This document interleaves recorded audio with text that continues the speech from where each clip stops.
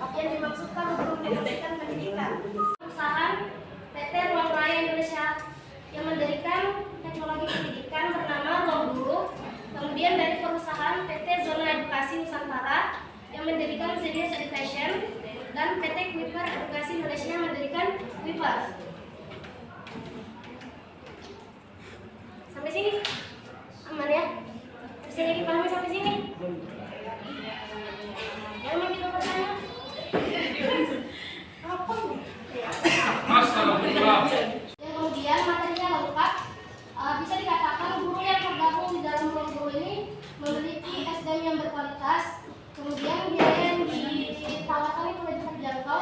Ada fitur yang lengkap. Kemudian kelemahannya adalah perhatian siswa yang gampang teralihkan.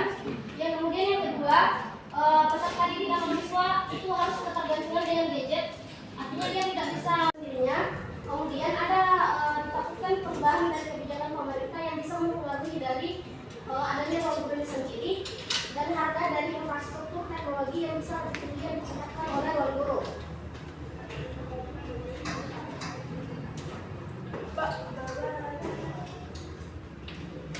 Kemudian kita ke Zenius. Yang kedua adalah dari PT Zona Edukasi Nusantara yang menciptakan sebuah ruang belajar yang dinamakan Zenius Education. Nah, kekuatannya adalah sama seperti tadi ruang guru, dia memberikan materi pembelajaran yang bisa dikatakan lengkap dengan adanya kurikulum yang disesuaikan dengan sekarang dengan Zenius. Kemudian dilakukan adanya kebijakan pemerintah dalam pendidikan. Kemudian dari isi keamanan data yang menjadi ancaman terhadap aplikasi dan keamanan data pengguna. Sekian dan terima kasih. Ini dari kelompok kami. Kelompok berapa tadi? Ya, ada yang mau bertanya, dan kalau bisa teman-teman saya di bawah membantu menjawab karena saya cuma memberi materi. Terima kasih atas kesempatannya. Ini sebenarnya materi yang sangat saya tunggu. Karena EduTech itu maksudnya kita satu sisi berterima kasih waktu COVID. EduTech ini banyak membantu, tapi satu sisi ini agak mengancam sebenarnya. Karena saya ingin minta pendapatnya penyaji maupun teman-teman. Bagaimana kira-kira agar EduTech ini tidak masuk dalam kategori komersialisasi pendidikan? Terima kasih. Baiklah, kelompok kami akan menjawab dari pertanyaan Kak Ani, yaitu bagaimana cara agar EduTech tidak masuk komersialisasi pendidikan. Nah, di sini karena kami membahas tentang perusahaan teknologi, karena kami membahas tentang perusahaan pendidikan. Nah, tentu komersialisasi pendidikan itu di bidang perusahaan pendidikan teknologi tidak akan bisa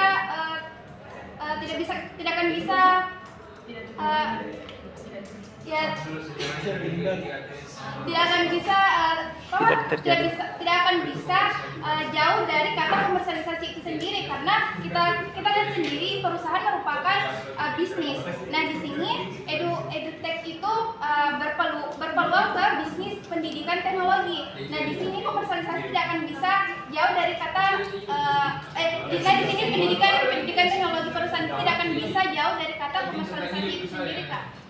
Sekian. Baik, terima kasih. Tadi itu berbicara komersialisasi dan dikatakan bahwa kalau berbicara perusahaan otomatis itu komersial atau bisnis.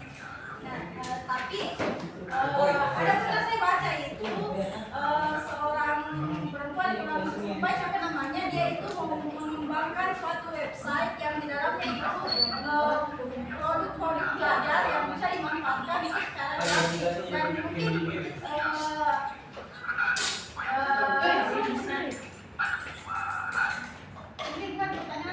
Oh iya, tambahan. Dia itu merancang websitenya secara gratis, jadi bagi yang siswa yang tidak memiliki akses untuk memuat tadi itu yang belum belajar, Twitter dan sebagainya, itu bisa masuk ke websitenya. Mengenai keefektifan belajar menggunakan Kuiper ini, salah satunya ya Kuiper. Karena yang pertama, orang yang biasanya belajar dengan Kuiper itu harus berbayar, sedangkan ada anak-anak yang contohnya di daerah-daerah terpencil, yaitu pertama kekurangan akses, yang kedua mengenai biaya. Jadi menurut pertanyaan saya, bagaimana keefektifan Quipper ini dalam pembelajaran? Yang dari teman kita Dr. Naik, ya, kalau menurut saya terkait dengan aplikasi Quipper dan ketika ada daerah-daerah yang tidak memiliki jaringan, tentu dia tidak bisa mengakses karena memang teknologi Quipper ini memanfaatkan jaringan-jaringan internet. Ketika di salah satu daerah tidak memiliki jaringan internet, maka dia tidak berdampak demikian. Jadi saya rasa ini kepada hal-hal yang asas manfaat. Ketika ada perusahaan yang menawarkan hal demikian tapi di daerah itu tidak bisa menyanggupi, maka itu adalah sebuah risiko. Kita tidak bisa menghindari hal itu. Jadi menurut saya ini menjadi suatu persoalan yang kita sama-sama bisa menyelesaikannya. Jadi itu mungkin ada tambahan dari teman-teman kelompok yang lain. Aplikasi belajar yang disebutkan seperti Quipper ya. Quipper itu sebenarnya ada akses gratisnya. Cuma gratisnya itu terbatas. Nah, siswa bisa menggunakan Quipper gratis itu sendiri. Tapi kalaupun dia tidak bisa mengakses, tidak mampu untuk membayar dari biaya ya contohnya, seperti yang dikatakan tadi saudari Lydia, bahwa dia bisa menggunakan teknologi pendidikan yang memang disediakan secara gratis saja, karena Quipper ini kan perusahaan, jadi tidak menutup kemungkinan dia juga harus membutuhkan biaya untuk dan sebagainya. Kalau untuk yang di luar jaringan ya seperti yang dikatakan tadi Kak Al-Huda, bahwa jaringan itu keterbatasan, tidak semuanya wilayah terdapat bisa dijangkau oleh jaringan sendiri. Jadi kalaupun ada sekolah yang tidak bisa mencapai itu, ya mau tidak mau siswanya harus belajar manual dengan bukunya saja. Pengalaman saya sebagai pengguna sepeda pada saat SMA itu, saya kelas 1 SMA, terus kakak kelas saya juga di kelas 3 itu punya akun Quipper, jadi kami sharing. Jadi itu satu akun itu bisa dibuka banyak orang, mungkin tidak bisa secara bersamaan, tapi ya bagaimana cara kita mengakalinya. Dan pas saya kelas 12 SMA itu datang lagi kayak promo yang Quipper itu ke kelas untuk promosi.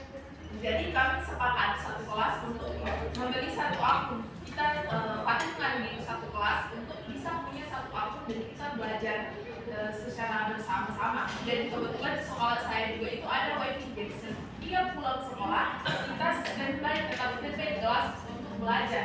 Kita pinjam proyek per sekolah dan kita belajar dari situ secara bersama-sama. Dan itu sangat biayanya sangat terjangkau untuk siswa, karena satu semester itu sekitar 200.000 sampai 300.000. Baru absen.